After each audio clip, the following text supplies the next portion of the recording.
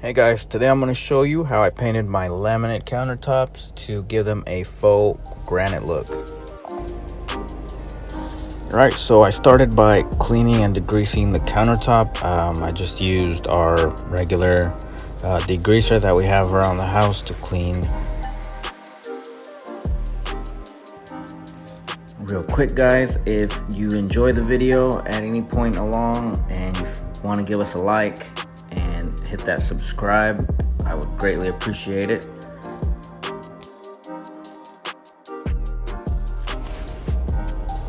Next, we sanded everything with a 220 grit sponge, and this is just a light sand to rough up the plastic so that your enamel will actually stick to it. You don't have to do like anything hard or anything. You're just trying to rough up the surface and give your paint something to stick to.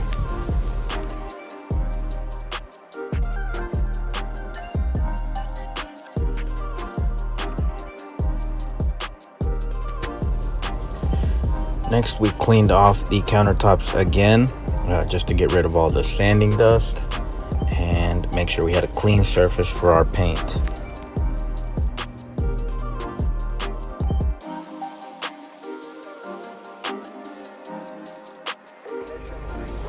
Alright, and I'm using the Rust-Oleum protective enamel, and so I've never seen this done before guys. This is just kind of an experiment that I decided to try.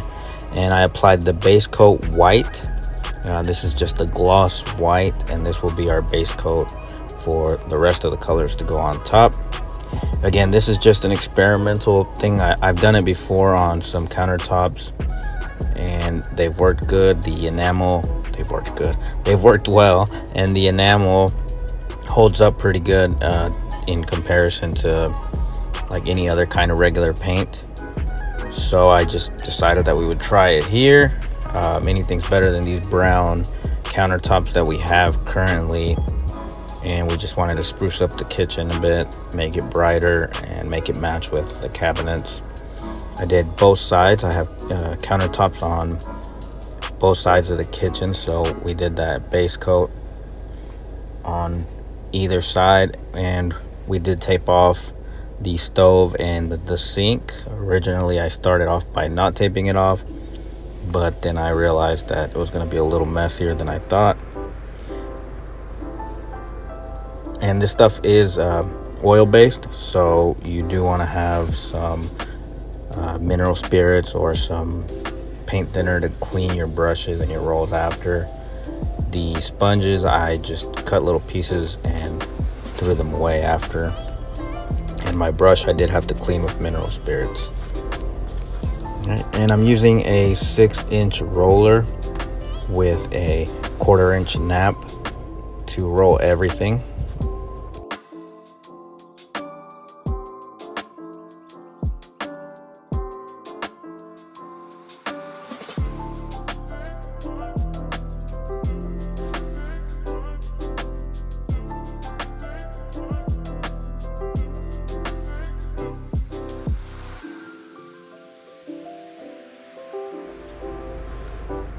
And after we rolled everything, we let it air dry, minimum 2 hours.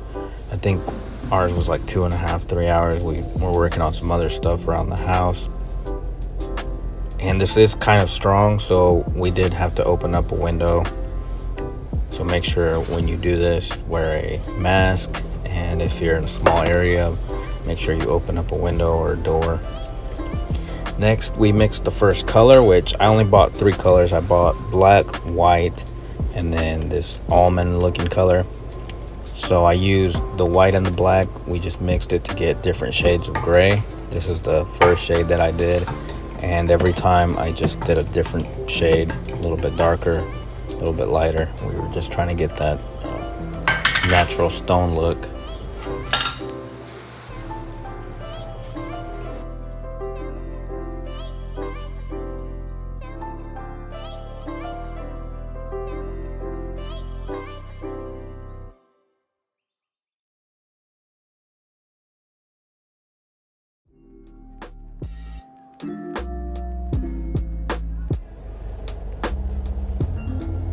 Alright guys, so I started off with this sponge that I got at Home Depot, which is the only one I could find. And it's a sponge that you use for tile. I ripped it. I thought, hey, I can get some texture out of it, and I was able to get some.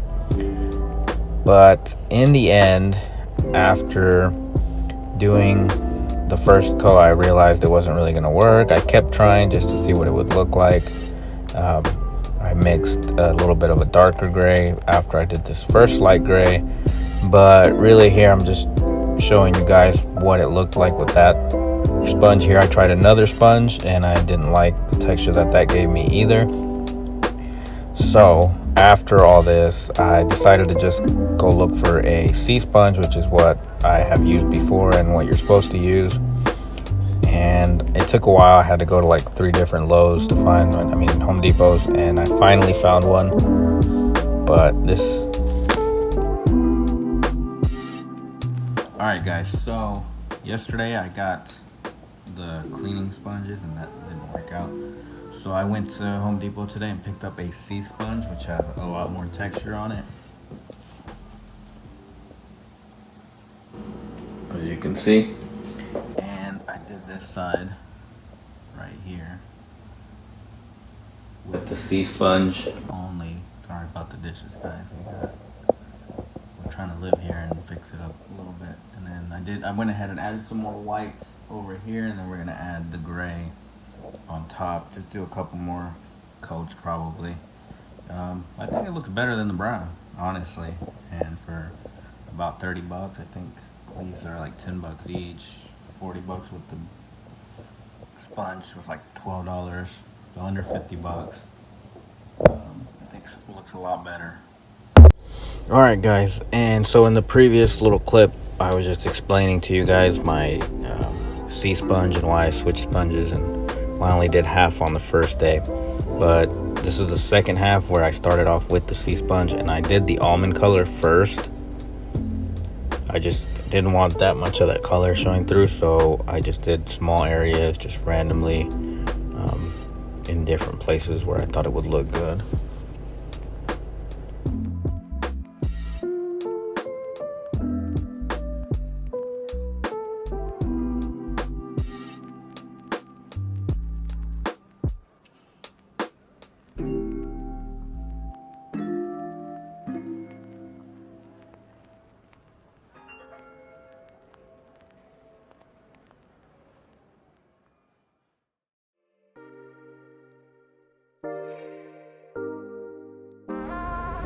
And this is very random.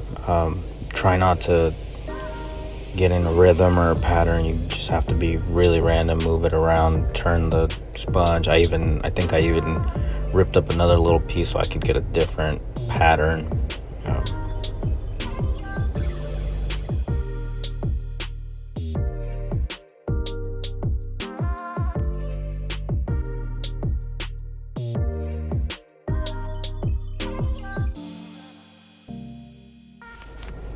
And after I had my almond, I went ahead and mixed some gray and started with the gray. I did go right here kind of in one direction. I'm trying to get some veining looking rows or little areas, so I am kind of going in the same direction and doing some veins. And it doesn't look great at first, but after you add layers and layers, it starts to look a little bit different.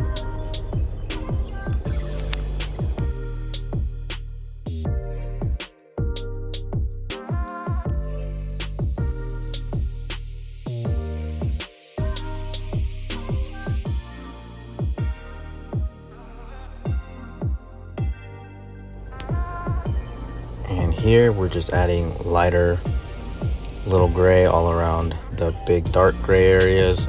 Again, I'm just switching little pieces of the sponge. I rip off little pieces, and that way I get different textures and different patterns, and it's not all the same pattern that I'm getting all the way across.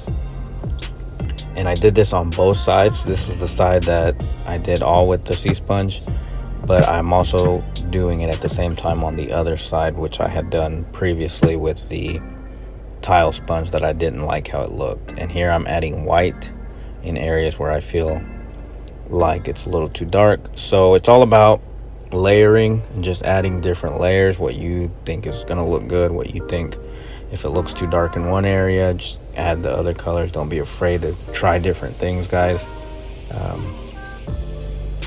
Like I said, for me, anything is better than those brown countertops that I had.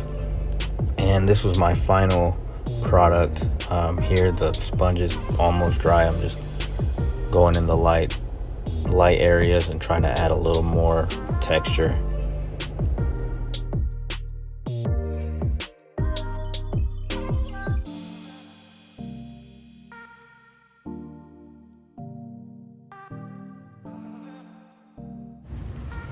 Alright, here's what the final countertops look like, and this backsplash I added after. So this is like the next day after everything dried. And that video will be coming up soon, guys, so you can see how I did the little backsplash. Alright guys, and this is the final product. And this was taken this morning. It's been about a month since we did this. Just a little behind on editing and stuff, but it's holding up great. I don't have any chips, nothing bubbling or anything, no scratches, and of course, you know, we've been using them every day. Wipe them down with just regular countertop cleaner, and so far have not had any issues. Again, guys, this is the first time I do this on a complete kitchen, and I did it in my house just to try it out. And these are the pictures that we took. Thanks for watching, guys. See you guys next week.